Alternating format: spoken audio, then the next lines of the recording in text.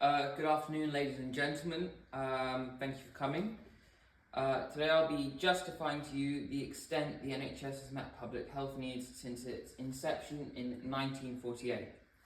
Now, in simple terms, my question really just means, how has the NHS met the health needs of the public since it began in 1948? So before we start, I think it's important to define specifically what public health is. So there are many different definitions for public health. However, for the purpose of this dissertation and this PowerPoint, I've chosen to define public health as the branch of medicine dealing with general health, hygiene, epidemiology, the spread of control of disease, and disease prevention. Okay. So, why did I choose this topic? Why did I choose this question? At the time of writing, I was seriously considering going into medicine, and seeing as I would be working in the NHS, I thought it would be appropriate to investigate the service I would be investing a lot of my time into, and the majority of my life, to be honest. I also have an interest in history, and when we briefly covered the NHS at History GCSE, I always thought it would be good to go back and really investigate the service in more detail and depth to see if it is really fit for purpose and meeting the needs of the public. You may have heard another key phrase there, fit for purpose. By that I mean, does it fulfill its goal or objective? So when we ask if the NHS is fit for purpose, we really ask if the NHS is achieving the aims it was designed for. For example, treating ill people. And if it is, then we can say the NHS is fit for purpose. What were my time management resources and how did I plan? Well, to meet my goals and aims for this project, I decided to use a project management timeline to really enhance and streamline my effectiveness, as I didn't believe personally that a Gantt chart would be best for me, as in my opinion, a project management timeline is easier to read and better laid out. In coordination with the project management timeline, I also had a set of tick boxes and dates by which things had to be met, and if objectives were not met by a certain date, I had to provide another one to ensure that I would not spend too long on them, or one goal, waiting to be met, and I would be able to move efficiently throughout the project. I also planned out my essay, as you can see here, with an introduction, main body and conclusion, with each paragraph there accounted for. I found this really increased the speed and structuring of my essay, while still allowing it to remain fluid and change throughout the process, so it's still a natural essay that flows well when being read. What resources did I use? For this dissertation, I used both primary and secondary resources.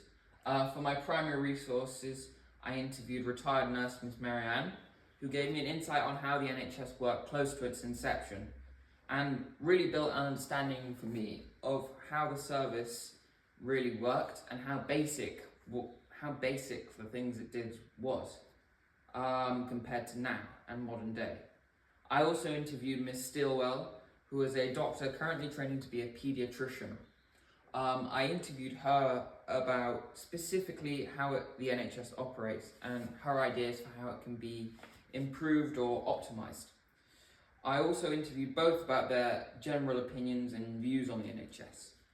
I found the interviews were very, very helpful at providing sort of insider information that you wouldn't really find anywhere else about how the NHS runs, and their opinions on what could be done to improve it, and just generally their overall thoughts on the NHS.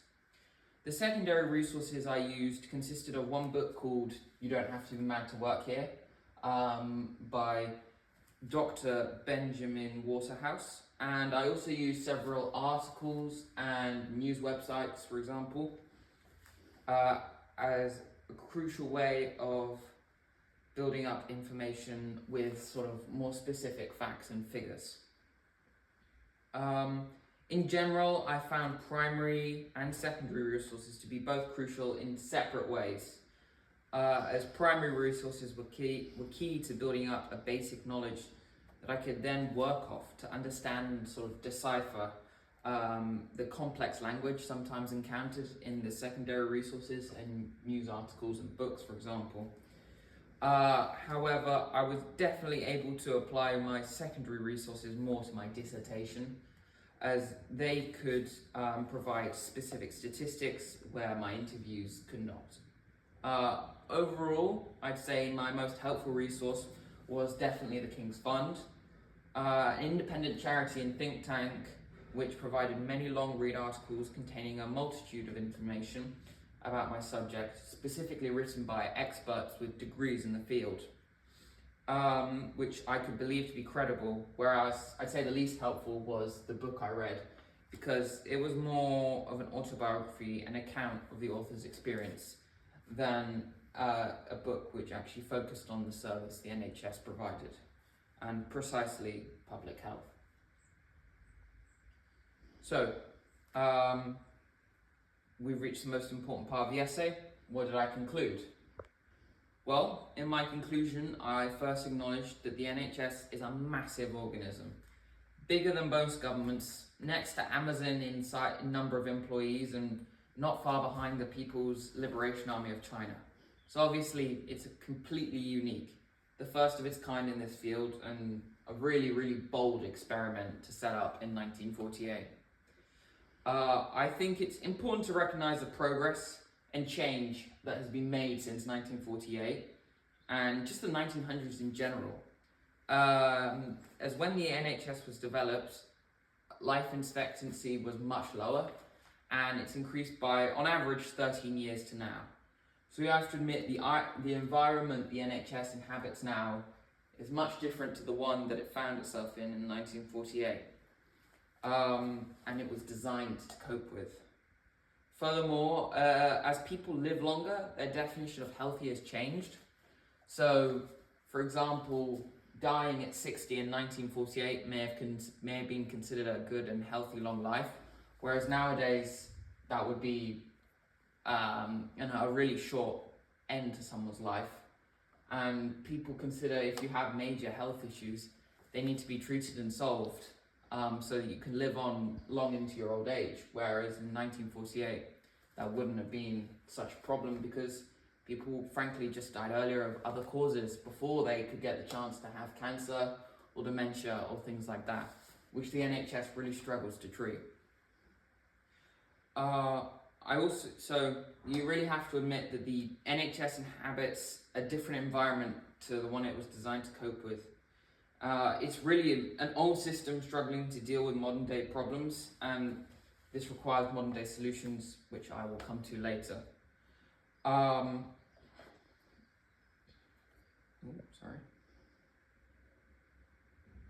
However, the NHS isn't all failure, as we saw during the COVID-19 pandemic. The NHS stepped up to the task and did an excellent job at distributing vaccines, for example, or taking care of sick patients, or managing and coping in a crisis far better than many other comparable health systems at the time.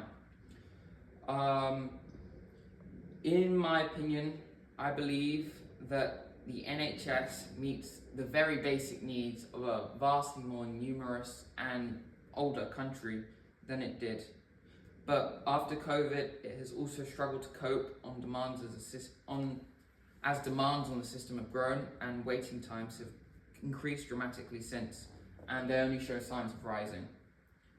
So with only this to go on, the NHS could be judged as failing to meet modern public health needs. However, that isn't my question.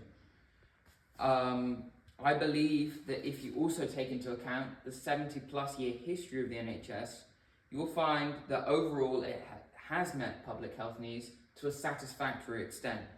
And it is only now in the modern era, with the huge change of an effectively new Britain, that the NHS is starting to struggle. However, I believe this is not pales in comparisons to the outstanding service it provided in the past. So, after hearing all this, this leads you to think, what now? What are the next steps the NHS can take to become more successful and adapt to the massively different Britain we inhabit nowadays? Well, as I said previously, I believe modern day problems deserve modern day solutions. Therefore, I think artificial intelligence is the next step forward for the NHS. I believe AI has almost limitless potential, from completing administrative tasks to checking scans, and all of this helps to increase efficiency. So doctors don't have to waste their time or can just work in coordination with AI.